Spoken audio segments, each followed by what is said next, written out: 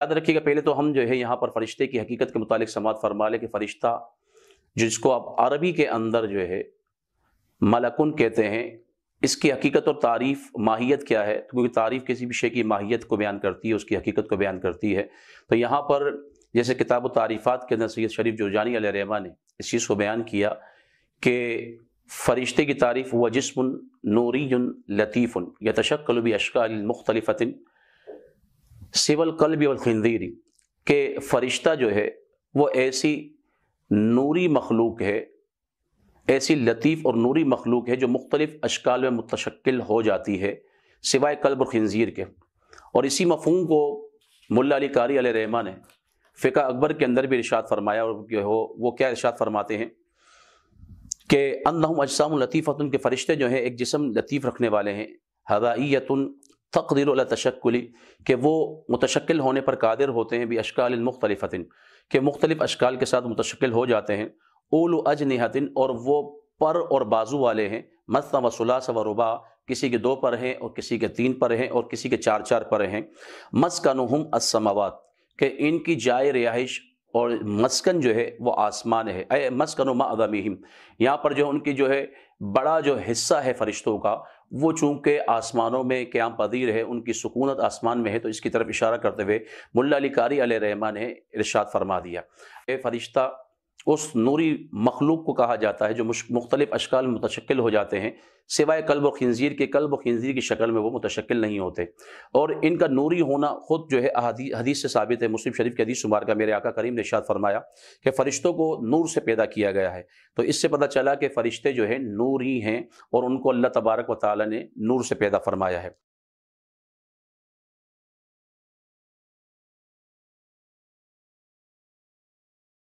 अब याद रखिएगा फ़रिश्तों पर ईमान रखना या फ़रिश्तों का ताल्लुक़ अक़ायद दीनिया और अक़ायद ज़रूरिया से क्यों है, तो इसकी वजह सिंपल सी है और सादी सी है कि इनका सबूत जो है और इनका तज़किरा चूँकि कुरान मजीद फ़ुरक़ान हमीद में है और इनका सबूत नुसूस क़तइया से है, इसलिए जो है इनका इकरार करना और इनके वजूद को मानना और तस्लीम करना, इसको ज़रूरियात दीन से जो शुमार किया गया। और शख्स जो फ़रिश्तों का इनकार करता है तो अब वो जो है कुफ़र का मुर्तकिब होता है, उसका दायरा इस्लाम से फिर जो है निकलना लाजिम आएगा, फिर वो बंदा दायरा इस्लाम से खारिज हो जाएगा जो फ़रिश्तों का बहरहाल इनकार करता है। इस तरीके से याद रखिएगा लोग फिर ये भी सुनते हुए नजर आते हैं कि फ़रिश्ता जो है किसी चीज़ के वजूद का नाम नहीं है, कोई शे नहीं है, कोई मखलूक नहीं, बल्कि ये एक कुव्वत का नाम है, एक जो है ताकत का नाम है। फ़रिश्ते नेकी की कुव्वत का नाम, ताकत का नाम दे दिया जाता है। याद रखिएगा इस किस्म का अकीदा रखना भी उलमा ने कुफ़र करार दिया है।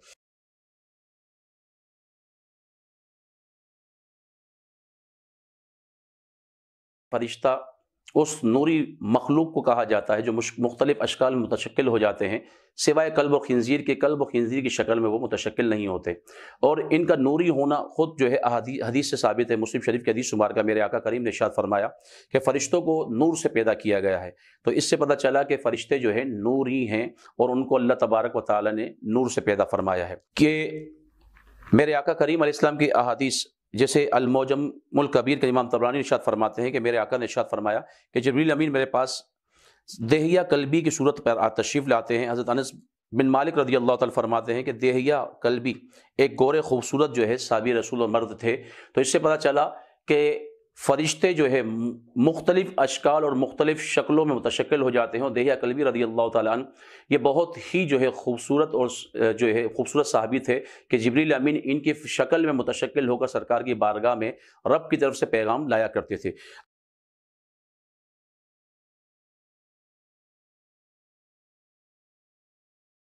इस्मत का लफ्ज़ के गुनाहों का सुदूर ना हो सके, तो लिहाजा वो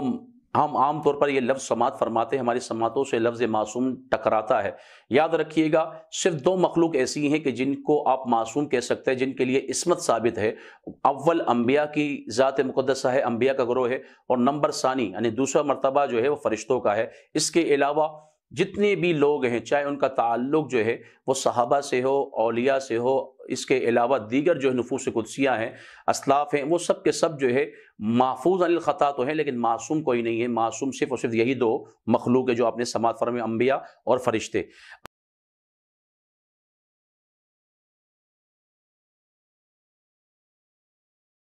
جیسے رب قرآن میں سورہ نحل کی آیت نمبر 50 میں ارشاد فرماتا ہے وَيَفْعَلُونَ مَا يُؤْمَرُونَ کہ یہاں پر جو ہے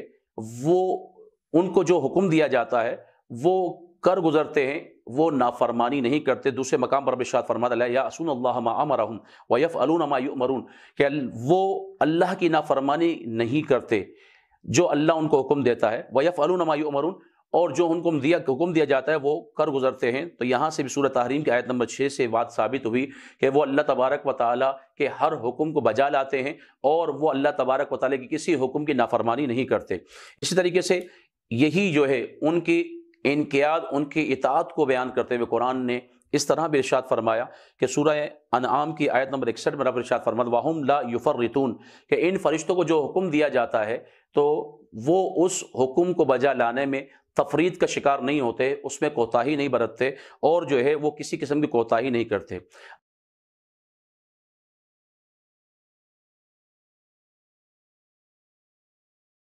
یہ فرشتوں کے سپرد قرآن کی روح سے اور احادیث کی روح سے مختلف جو ہے خدمتیں سپرد کی گئی ہیں اور مختلف ڈیوٹیاں ان کو عطا کی گئی ہیں، جیسے کہ فرشتے کے ذمے یا فرشتوں کے ذمے جو ہے وحی کے نزول کی بھی جو ہے ڈیوٹی ہے، اور قرآن کو لے کر اترنا یہ بھی فرشتے کی ڈیوٹی، جیسے جبریل امین بارگاہ مصطفیٰ علیہ السلام میں تقریباً 23 سے 24 ہزار مرتبہ سرکار کی بارگاہ میں وحی لے کر آئے، اور دیگر انبیاء کی بارگاہ میں بھی اگر وحی لے جانا ہوتا تو یہی جبریل امین اس جو ہے بار ذمہ داری کو اٹھایا کرتے تھے اور اس منصب کو وہ ادا کیا کرتے تھے۔ جیسے قرآن میں سورہ قدر میں رب ارشاد فرماتا ہے تنزل الملائکۃ والروح فیہا بإذن ربہم من کل امر کہ فرشتے اور روح امین جو ہے اس شب میں نازل ہوتے ہیں اپنے رب کے حکم سے، ہر حکم لے کر۔ تو یا من کل امر کہ یہاں پر جو ہے ہر حکم کے لیے نازل ہوتے ہیں، تو یہاں پر رب کی بارگاہ میں حکم لے کر جو ہے اس کا تعلق لے کر اترنا یہ فرشتوں سے ہے۔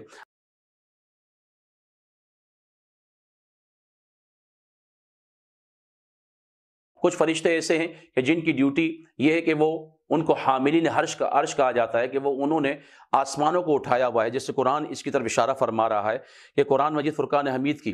یہ آیت جو ہے سورہ غافر کی آیت نمبر 7 نمبر میں ہے الذین یحملون العرش کہ فرشتے وہ ہیں کہ جو عرش کو اٹھائے ہوئے ہیں، ومن حولہ اور جو اس کے ارد گرد ہیں، عرش اور عرش کے ارد گرد جو بھی ہیں اس کو اٹھائے ہوئے ہیں، یسبحون بحمد ربہم وہ اپنے رب کی جو ہے حمد کے ساتھ تسبیح بیان کرتے ہیں، وَيُؤْمِنُونَ بِهِ اور اس پر ایمان رکھتے ہیں، وَيَسْتَغْفِرُونَ لِلَّذِينَ آمَنُوا اور ایمان والوں کو استغفار کرتے ہیں۔ تو اس آیت سے بھی ثابت ہوا کہ فرشتوں کی ایک ڈیوٹی یہ ہے کہ وہ عرش اور جو ہے آسمان کو وہ اٹھائے ہوئے ہیں۔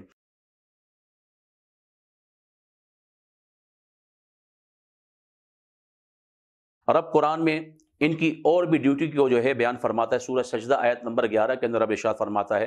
کہ قل یتوفاکم ملک الموت الذی وکل بکم ثم الی ربکم ترجعون کہ یہاں پر روح قبض کرنا یہ بھی فرشتے کی ڈیوٹی کے اندر شامل ہے، جیسے ملک الموت حضرت اسرائیل علیہ السلام ان کی ڈیوٹی یہ ہے کہ یہ جو ہے رب کے حکم سے لوگوں کو موت دیتے ہیں اور ان کی روحیں کو قبض کرتے ہیں، جیسے یہاں پر یتوفاکم ملک الموت کہ یہاں پر وفات دینے کی نسبت ملک الموت علیہ السلام یعنی اسرائیل علیہ السلام کی طرف کی گئی ہے۔ تو یہاں سے پتہ چلا سورہ سجدہ کی آیت نمبر 11 کہ محبوب فرما دیجئے کہ تمہیں ملک الموت جو ہے وفات دیتے ہیں کہ الذی وکل بکم کہ جن کو جو ہے جسے الذی وکل بکم جسے تم پر مقرر کر دیا گیا ہے، ثم الی ربکم ترجعون پھر تم اپنے رب کی طرف لوٹائے جاؤ گے۔ تو یہاں سے پتہ چلا کہ وفات دینے کی ڈیوٹی یہ منصب اسرائیل علیہ السلام کے ہی سپرد ہے۔ اب یاد رکھیے گا یہاں پر رب وفات تو رب دیتا ہے، موت تو رب دیتا ہے، لیکن یہاں پر اس کی نسبت حضرت اسرائیل علیہ السلام ملک الموت علیہ السلام کی طرف کی گئی ہے کہ وفات دینے کی ڈیوٹی یہ منصب اسرائیل علیہ السلام کے ہی سپرد ہے۔ اب یاد رکھیے گا یہاں پر رب وفات تو رب دیتا ہے، موت تو رب دیتا ہے، لیکن یہاں پر اس کی نسبت حضرت اسرائیل علیہ السلام ملک الموت علیہ السلام کی طرف کی گئی ہے۔ تو یاد رکھیے گا اس کو کہا جاتا ہے بلاغت کی اصطلاح میں اسناد مجازی، اور علم معانی علم بیان کے اندر مجاز کا ایک پورا باب موجود ہے کہ یہاں پر شے کی نسبت جو ہے اصل فاعل کی طرف کرنے کے بجائے اگر جو ہے غیر فاعل کی طرف کر دی جائے اس کو جو ہے مجاز کہا جاتا ہے۔ تو یہاں پر بھی ایسا ہی حقیقتاً وفات دینے والا اور اس موت جو ہے دینے والا وہ رب ہی ہے، لیکن یہاں پر نسبت چونکہ ملک الموت اسرائیل علیہ السلام کی طرف کر دی گئی ہے، تو یہاں سے بات واضح ہوئی کہ اگر اسناد مجازی ہو تو اس سے کسی قسم کا جو ہے کوئی شرعی استحالہ لازم نہیں آتا، جس کو عام طور پر لوگ جو ہے شرک کہہ دیتے ہیں، اور جو ہے بڑے بے باکانہ انداز میں اس کو جو ہے اصطلاح استعمال کی جاتی ہے ہمارے معاشرے کے اندر، تو ایسا کوئی بھی جو ہے شرک لازم نہیں آتا۔ اور یہاں سے یہ بھی بات واضح ہو گئی کہ فرشتوں کے ذمے یہ ڈیوٹیاں جو دی گئی ہیں، تو کوئی یہ نہ سمجھ بیٹھے کہ اللہ تبارک و تعالیٰ جو ہے وہ عاجز ہے، وہ معاذ اللہ محتاج ہے، ایسا ہرگز نہیں ہے کہ یہاں پر بادشاہوں کے بادشاہ کی یہ شان ایسے ہی ہوتی ہے کہ یہاں پر عام بلا تشبیہ بلا تمثیل کہ بادشاہ جو ہے اپنے نیچے ماتحت لوگوں سے کوئی ڈیوٹیاں سر انجام دیتا ہے، تو اس سے یاد رکھیے گا اسی قسم کا یہ نہ سمجھا جائے کہ وہ جو ہے اس میں یوں سمجھے کہ ایک طریقے سے احتیاج رکھتا ہے کہ ان کو جو ڈیوٹی دینا اس کا مقصد یہی ہے کہ یہ ان کو شرف دے رہا ہے، تو لہذا یاد رکھیے گا اللہ تبارک و تعالیٰ محتاج نہیں ہے ان فرشتوں کا، بلکہ ان فرشتوں کے جو ذمے ڈیوٹیاں دی گئی ہیں کہ وہ فلاں فلاں کام کرتے ہیں، تو اس سے ان کی شرافت کو بیان کرنا مقصود اور مطلوب ہے۔ اس سے اللہ تبارک و تعالیٰ کی معاذ اللہ احتیاج الی الملائکہ یہ ثابت نہیں ہوتی۔ اس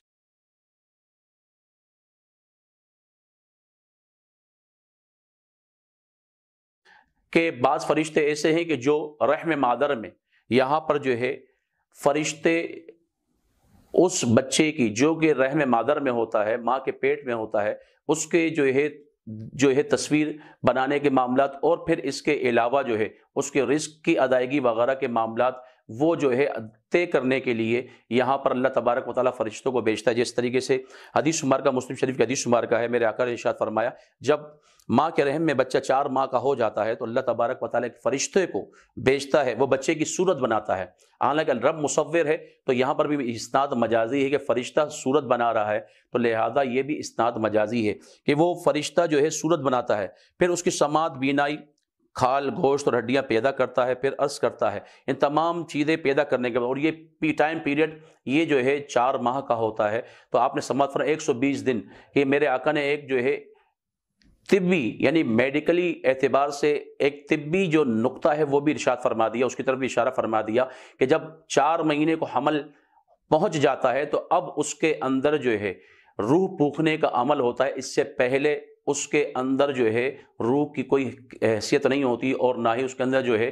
حیات کی کوئی رمق ہوتی ہے۔ یہ سارے معاملات 4 مہینے کے بعد ہی ہوتے ہیں، اور 4 مہینے سے پہلے وہ فقط گوشت کا ایک لوتھڑا ہی ہوتا ہے۔ تو لہذا یہاں سے میرے آقا نے ایک طب کی نقطے کی طرف اور اس کی حقیقت کی طرف اشارہ فرما دیا کہ یہاں پر 4 مہینے کے بعد ہی سارے کے سارے معاملات ہوتے ہیں کہ روح کا پھونکا جانا اور اس کے اندر جو ہے روح کا منتقل کیا جانا۔ پھر یاد رکھے وہ فرشتہ عرض کرتا رب کی بارگاہ میں، اے میرے رب لڑکا یا لڑکی، تو تیرا رب جو چاہتا ہے اس کے لیے فیصلہ فرما دیتا ہے اور فرشتہ اسے لکھ دیتا ہے۔ پھر عرض کرتا ہے کہ اے میرے رب اس کا رزق، تو جو تیرا رب چاہتا ہے اس کے لیے فیصلہ فرما دیا جاتا ہے، فرشتہ اسے بھی لکھ دیتا ہے۔ پھر فرشتے اپنے ہاتھ میں موجود صحیفے کے ساتھ باہر نکل جاتا ہے، تو جو اسے حکم دیا گیا تھا نہ اس پر زیادتی ہوتی ہے نہ کمی۔ تو یہ جو ہے فرشتے کے بھی ذمے ہے کہ وہ رحم مادر میں جب نطفہ 4 مہینے تک قرار پاتا ہے تو روح پھونکنے کے لیے وہ آتا ہے، اور اسی طریقے سے جو ہے وہ پھر تصویر وغیرہ بناتا ہے، اور رزق وغیرہ شقی اور سعید ہونے کے معاملات بھی، جیسے بخاری کی حدیث مبارکہ میں بھی آتا ہے کہ تمام امور کو وہ درج کرتا ہے۔ اور یاد رکھیے گا بعض روایتوں میں یہ بھی ہے کہ جس جگہ اس کو دفن ہونا ہوتا ہے، اگر اس کی زندگی کا فیصلہ کر دیا جاتا ہے کہ اس کو دنیا میں آنا ہے، کہ اللہ اس کا جب ارادہ فرما دیتا ہے، تو جس جگہ اس کی قبر بننی ہوتی ہے تو وہاں سے اس کی مٹی کو لے کر جو ہے اس کے خمیر کو گون دیا جاتا ہے۔ تو پتہ چلا کہ میرے آقا کنز الامال کی حدیث شمار کا ہے، میرے آقا ارشاد فرماتے ہیں جس شخص کو جس جگہ مر کر دفن ہونا ہوتا ہے تو اس جگہ سے ہی اس کے خمیر کی مٹی کو لی جاتی ہے۔ پھر میرے آقا نے کیا خوب ارشاد فرمایا، میرے آقا ارشاد فرماتے ہیں کنز الامال کی حدیث شمار کا ہے کہ میں، ابو بکر اور عمر، یہ تینوں کی تینوں ایک ہی مٹی سے پیدا کیے گئے ہیں اور ایک ہی مٹی کی طرف لوٹائے جائیں گے۔ تو یہاں سے بھی سیدنا صدیق اکبر رضی اللہ تعالیٰ عنہ اور عمر فاروق اعظم کی بھی شان واضح ہوتی ہے کہ یہاں پر اسی مٹی سے ان کے وجود کو تیار کیا گیا کہ جس مٹی سے ذات مصطفیٰ علیہ تحیۃ الثنا کے وجود اور پیکر مصطفیٰ کو تیار کیا گیا۔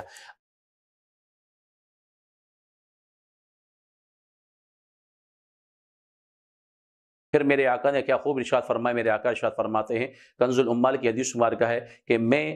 ابو بکر اور عمر یہ تینوں کی تینوں ایک ہی مٹی سے پیدا کیے گئے ہیں اور ایک ہی مٹی کی طرف لوٹائے جائیں گے۔ تو یہاں سے بھی سیدنا صدیق اکبر رضی اللہ تعالیٰ عنہ اور عمر فاروق اعظم کی بھی شان واضح ہوتی ہے کہ یہاں پر اسی مٹی سے ان کے وجود کو تیار کیا گیا کہ جس مٹی سے ذات مصطفیٰ علیہ تحیۃ الثنا کے وجود اور پیکر مصطفیٰ کو تیار کیا گیا۔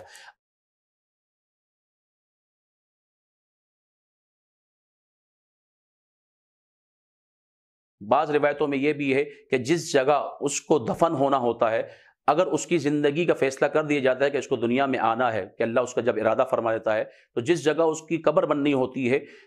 تو وہاں سے اس کی مٹی کو لے کر جو ہے اس کے خمیر کو گون دیا جاتا ہے۔ تو پتہ چلا کہ میرے آقا کنز الامال کی حدیث مبارکہ ہے، میرے آقا ارشاد فرماتے ہیں جس شخص کو جس جگہ مر کر دفن ہونا ہوتا ہے تو اس جگہ سے ہی اس کے خمیر کی مٹی کو لی جاتی ہے۔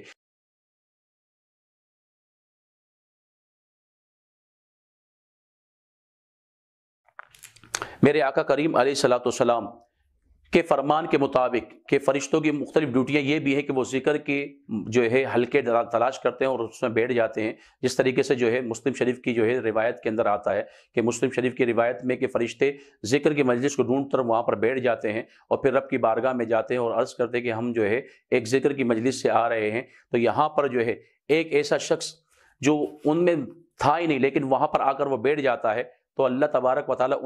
اس کی بھی بخشش فرما دیتا ہے۔ تو یہاں پر فرشتے کہتے ہیں کہ یہ تو ان میں سے نہیں تھا، لیکن رب ارشاد فرماتا ہے کہ کیونکہ یہ لوگ ایسی قوم ہے کہ جو ان کے ساتھ بیٹھ جاتا ہے وہ بھی بدبخت نہیں رہتا۔ تو پتہ چلا نیکوکاروں کے ساتھ جو شخص صرف اور صرف نشست اور برخاست رکھے، اللہ تعالیٰ ان نیکوکاروں کے صدقے اس بدکار کی بھی بخشش و مغفرت فرما دیتا ہے، کیونکہ اللہ تبارک و تعالیٰ اچھے لوگوں کے صدقے ان کے ساتھ بیٹھنے والوں کی بھی بخشش فرما دیتا ہے۔ اس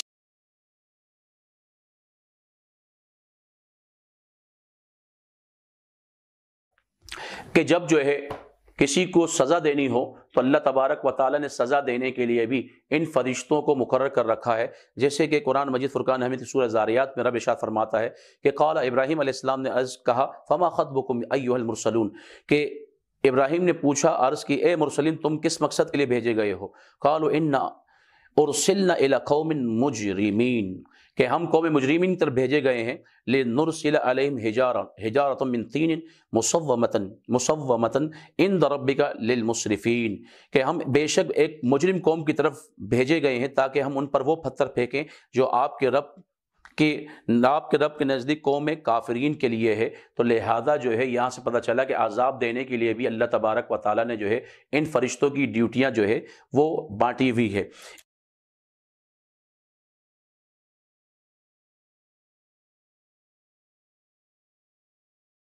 کہ مسلم شریف کی روایت میں کہ فرشتے ذکر کی مجلس کو ڈھونڈ کر وہاں پر بیٹھ جاتے ہیں اور پھر رب کی بارگاہ میں جاتے ہیں اور عرض کرتے ہیں کہ ہم جو ہے ایک ذکر کی مجلس سے آ رہے ہیں۔ تو یہاں پر جو ہے ایک ایسا شخص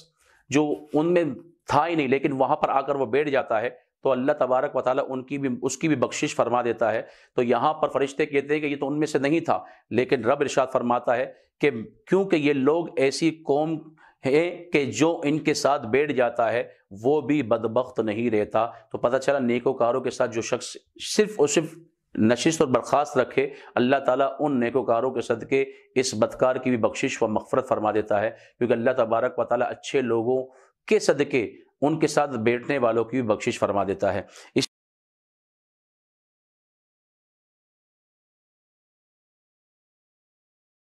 اور بھی ڈیوٹیاں اللہ تبارک و تعالیٰ نے ان فرشتوں کے سپرد کی ہیں، جیسے میرے آقا ارشاد مسند بزار کی حدیث مبارکہ ہے، میرے آقا نے ارشاد فرمایا بے شک اللہ تبارک و تعالیٰ نے میری قبر پر ایک فرشتہ مقرر فرما دیا ہے جسے تمام مخلوق کی آواز کے سننے کی طاقت عطا کی گئی ہے۔ آپ ذرا غور کیجئے، ایک فرشتے کو اللہ تعالیٰ نے پوری مخلوق کی آواز کو سننے کی طاقت عطا کی ہے، تو فرشتے کو یہ طاقت دی جا سکتی ہے تو ذات مصطفیٰ کو یہ طاقت کیوں نہیں دی جا سکتی؟ یہاں سے جو ہے بندہ خود قیاس کرے، فَاعْتَبِرُوا یا اولی الابصار، کہ اے عقل والو تم قیاس کرو۔ قرآن نے بھی جو ہے قیاس کرنے کا اور تفکر و تدبر کرنے کا حکم دیا ہے۔ تو یہ فرشتے کی ایک طاقت ہے کہ تمام مخلوق کی آواز کو سننے کی عطا کی گئی ہے اس کو یہ طاقت۔ پس قیامت تک جو کوئی بھی مجھ پر درود پڑے گا، یہ فرشتہ اس کے اور اس کے باپ کے نام کے ساتھ یہ پیش کرتا رہے گا کہ یا رسول اللہ یہ فلاں بن فلاں کا فلاں ہے جس نے آپ کی ذات پر درود پاک بھیجا ہے یا پڑھا ہے، تو یہ فرشتہ رب سرکار کی بارگاہ میں درود بھیجتا ہے۔ یہاں پر ایک شعر مجھ کو یاد آ گیا کہ میرے آقا کی سماعت پر قربان جائیے کہ اعلیٰ حضرت ارشاد فرماتے ہیں کہ فریاد جو امتی کرے حال دار میں، ممکن نہیں کہ خیر بشر کو خبر نہ ہو۔ تو یہاں سے سرکار کی سماعت کا بھی آپ اندازہ لگائیے کہ یہاں پر خادم کی جو فرشتہ ہے اس کی سماعت یہ ہے کہ وہ تمام مخلوق کی آواز کو سنتا ہے، اور جو درود بھیجتے ہیں وہ فرشتہ سرکار کی بارگاہ میں پیش کرتا ہے۔ یاد رکھیے گا، کوئی یہ نہ سمجھ لے کہ سرکار سماعت نہیں کرتے اور فرشتہ جو ہے درود سرکار کی بارگاہ میں یہ پیش کرتا ہے، تو یاد رکھیے گا یہ فرشتے کا پیش کرنا یہ ایک دربان کی حیثیت سے ہے، ایک خادم کی حیثیت سے ہے، ورنہ سرکار کو سب چیز کا علم ہے۔ یہ خادم کو کے حساب سے جو ہے سرکار کی شان کو بیان کرنا مقصود اور مطلوب ہے کہ یہاں پر سرکار کی بارگاہ کا یہ عالم ہے کہ فرشتہ جو ہے وہ سرکار کی بارگاہ میں درود پڑھنے والے کو درود کو لیتا ہے اور پھر جو ہے سرکار کی بارگاہ میں پیش کر دیتا ہے۔ تو یہاں سے سرکار کی بارگاہ کے مقام اور بارگاہ کے جو ہے افضلیت کو جو ہے ثابت کرنا بہرحال مقصود ہے۔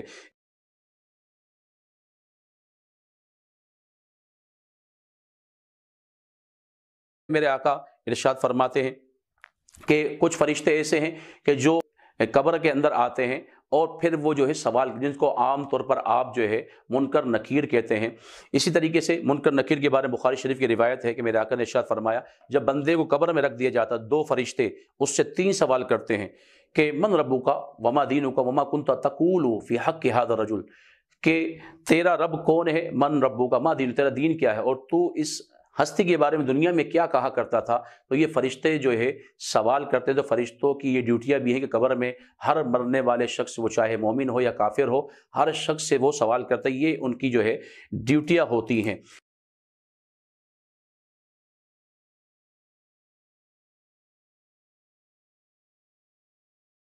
اسی طریقے سے میرے آقا کریم کے مدار مبارک پر جو ہے یہ ڈیوٹیاں بھی ہیں فرشتوں کی کہ سنن دارمی کی یہ روایت ہے، حضرت کعب الاحبار ارشاد فرماتے ہیں کہ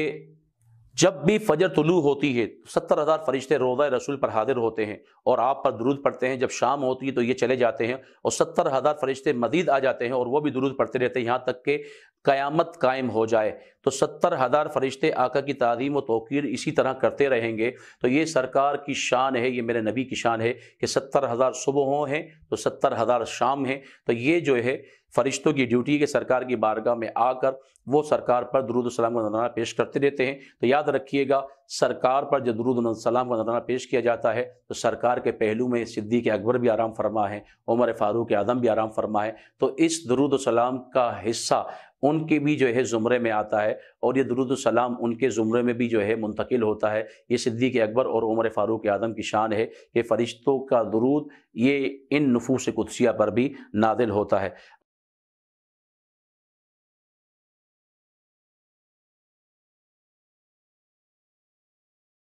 یہ بھی سماعت فرما لیجئے، فرشتے نہ مرد ہیں اور نہ ہی عورت ہیں، اور نہ ہی ان میں توالد اور تناسل کا معاملہ ہوتا ہے کہ بچے پیدا ہوں، بچے پیدائش ہو، ایسا ہرگز نہیں ہے کہ یاد رکھیے گا۔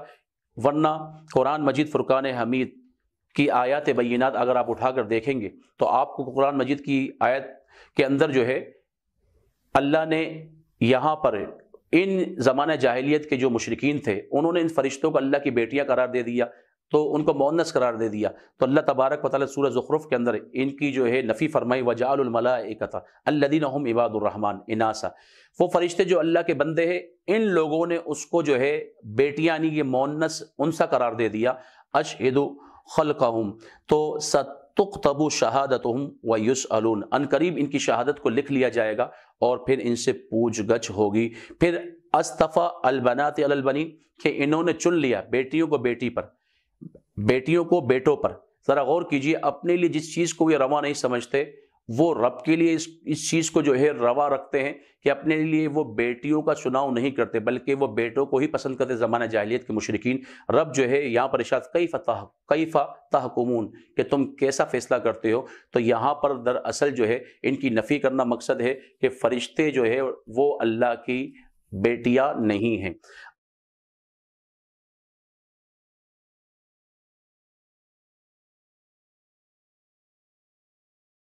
یہاں پر ان کی تعداد کے بارے میں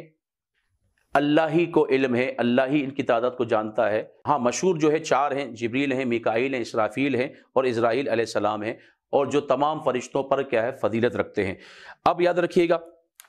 کہ خود قرآن میں بھی ارشاد فرماتا رب، سورہ مدثر کی آیت ہے کہ وما یعلم جنود ربک الا ہوا، آپ کے رب کے لشکر کو سوائے اس کے کوئی نہیں جانتا ہے۔ تو اس سے پتہ چلا کہ فرشتوں کی تعداد کا علم فقط صرف اور صرف جو ہے اللہ تعالیٰ کی ذات مقدسہ کو ہی۔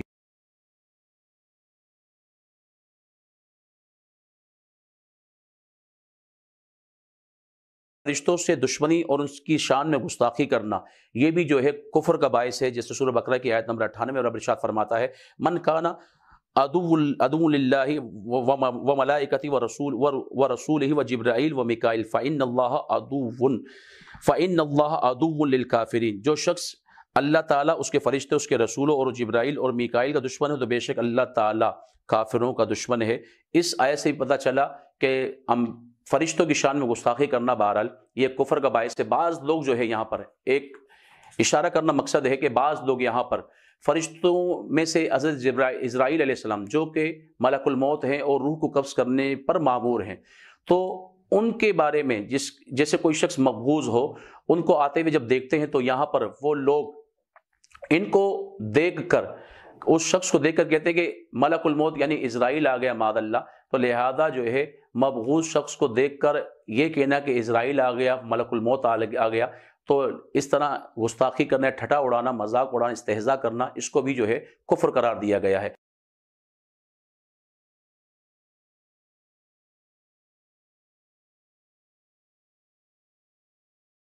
بعض لوگ جو ہے یہاں پر ایک اشارہ کرنا مقصد ہے کہ بعض لوگ یہاں پر فرشتوں میں سے حضرت اسرائیل علیہ السلام جو کہ ملک الموت ہیں اور روح کو قبض کرنے پر مامور ہیں، تو ان کے بارے میں جیسے کوئی شخص مقبوض ہو، ان کو آتے ہوئے جب دیکھتے ہیں تو یہاں پر وہ لوگ ان کو دیکھ کر، اس شخص کو دیکھ کر کہتے ہیں کہ ملک الموت یعنی اسرائیل آ گیا معاذ اللہ، تو لہذا جو ہے مبغوض شخص کو دیکھ کر یہ کہنا کہ اسرائیل آ گیا، ملک الموت آ گیا، تو اس طرح گستاخی کرنا، ٹھٹا اڑانا، مذاق اڑانا، استہزاء کرنا، اس کو بھی جو ہے کفر قرار دیا گیا۔